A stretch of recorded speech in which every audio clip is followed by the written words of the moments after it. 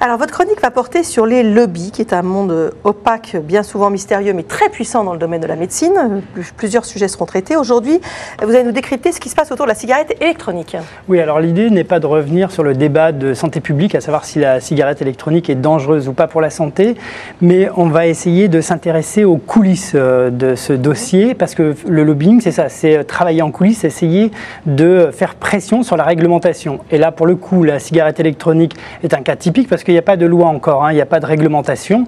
Donc du coup, il y a des groupes de pression qui s'activent en ce moment pour essayer de faire en sorte que cette nouvelle loi qui va bientôt, qui est dans les cartons du ministère de la Santé, leur soit évidemment favorable. Alors, on va voir, on va passer en revue tous ces groupes de pression. J'imagine qu'il y a l'industrie du tabac là au milieu. Oui, alors le premier, et c'est un gros lobby, c'est l'industrie du tabac. Alors, elle a un argument auprès des pouvoirs publics, c'est que les taxes qui pèsent sur le tabac représentent à peu près 10 milliards d'euros. Et l'arrivée de cette cigarette électronique fait peur au lobby du tabac parce qu'on compte aujourd'hui à peu près 1 million de vapoteurs, c'est-à-dire d'adeptes de cette cigarette électronique. Et d'autant que les ventes de cigarettes aujourd'hui ne cessent de baisser, 9% en moins l'année dernière. Donc du coup, ils se sont... Ils ont réagi vivement. Ils ont réagi vivement. Et alors, vous vous en souvenez, on en avait parlé sur ce plateau.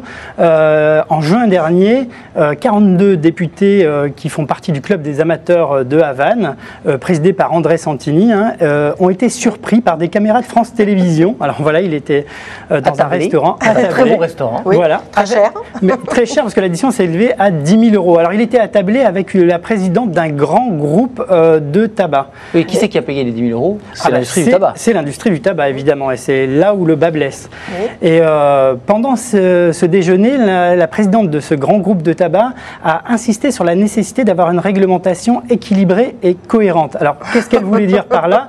Est-ce qu'elle voulait dire que les taxes, oui, voilà, est-ce qu'elle voulait dire que les taxes qui pèsent aujourd'hui sur le tabac devaient aussi peser sur la cigarette électronique? Je vous laisse juge. Est-ce que quand même les repas, les cadeaux, les voyages, tout ça, c'est efficace ou pas?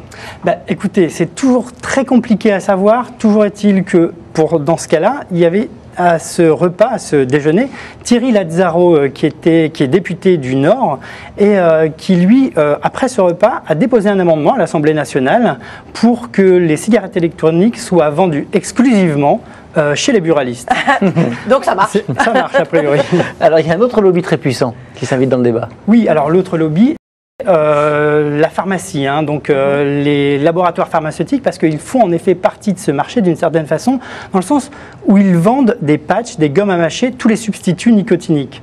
Et il y a un chiffre qui attire leur attention en ce moment, c'est 100 millions d'euros, c'est le chiffre d'affaires que représente aujourd'hui la cigarette électronique. En France. Déjà En France, c'est énorme. Ah oui. Et donc, c'est tellement énorme que ça a dépassé le chiffre d'affaires des ventes des substituts nicotiniques. Donc, évidemment, c'est un pactole qui leur échappe, là, au laboratoire pharmaceutique. Ouais. Et puis, il y a les pharmaciens aussi.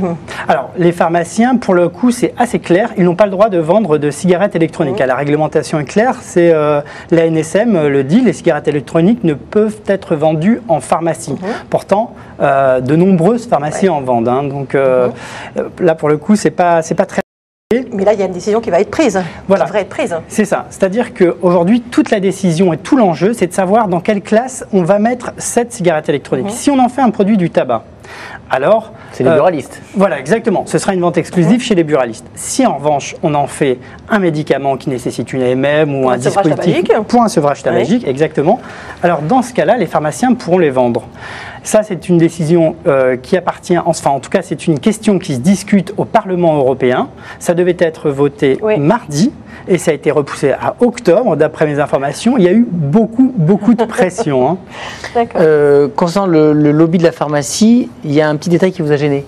Oui, alors pour finir justement sur la pharmacie, il y a un petit détail qui m'a gêné, c'est-à-dire que Marisol Touraine, la ministre de la Santé, a demandé un rapport qui devait l'aider à créer cette réglementation et ces lois autour de cette cigarette électronique. Et ce qui s'est passé, c'est qu'elle a demandé à un professeur, un éminent pneumologue, qui s'appelle le professeur Dotzenberg. On l'a reçu. Contre le tabac depuis très longtemps. Voilà, on l'a reçu de nombreuses fois ici. Le problème avec le professeur Dotzenberg, c'est qu'il a été rémunéré à plusieurs reprises par l'industrie pharmaceutique pour vanter les mérites des patchs, des gommes à mâcher, des substituts nicotiniques. On précise qu'il ne s'en est jamais caché. Il ne s'en est jamais caché. On peut retrouver ces informations sur le site de l'ANSM. Et donc, il a été rémunéré personnellement ou via son association. Alors, en fait, c'est très compliqué dans ce domaine de faire des liens. En tout cas, là, il y a un lien d'intérêt qui est clair. Et je dis simplement que c'est gênant, en fait. C'est toujours gênant. C'est pas qu'il ne pense pas bien à cause de ses intérêts, mais c'est un point... Oui, un lien d'intérêt ne veut pas dire malhonnêteté. Mais ça... Ni corruption. Mais ça suscite... Mais c'est toujours gênant, parce qu'on n'est pas blanc, donc... Et puis juste pour les fabricants de cigarettes électroniques, vous le disiez 100 millions, mais en fait ils s'organisent là. Ah oui, alors là ils s'organisent et puis alors c'est un marché très florissant, en pleine effervescence, 600 boutiques et donc ils s'organisent pour faire face justement aux deux autres lobbies qui sont le tabac et la pharmacie qui sont très puissants. Donc les spécialistes qui vendent ces cigarettes s'organisent sous le terme de collectif d'acteurs de la cigarette électronique. Et donc, ils ont commencé par faire appel à une grosse agence de lobbying. Ils ont fait comme les autres. Donc, c'est Havas, pour ne pas la citer. C'est fou, ça. Et donc aujourd'hui, Havas, qui a ces grandes sociétés de lobbying qui ont leurs entrées dans les ministères, qui ont leurs entrées au Parlement, leur ont fait rencontrer les parlementaires, leur ont fait rencontrer la Direction générale de la santé, et ils devraient rencontrer en fin de semaine même des membres du cabinet de François Hollande. Ce qu'ils veulent, eux, clairement, c'est essayer de mettre au point une licence, comme les buralistes, pour vendre exclusivement ces cigarettes électroniques, et pour que le marché leur échappe. C'est qu'ils créent des emplois. Et voilà. Et leur argument, c'est ça. C'est-à-dire qu'en ce moment, c'est pour ça que les décisions ne se prennent pas dans ce domaine. C'est qu'ils ont créé jusqu'à 2000 emplois. Évidemment, ça, en temps de crise... On attend les décisions de la ministre. Affaire à suivre. Votre chronique démontre simplement qu'il y a des affaires de gros sous qui dépassent largement les affaires de santé publique. Exactement. Et que dans le domaine de la santé, il y a beaucoup de gros sous aussi, c'est le problème. Merci, on vous retrouve bientôt.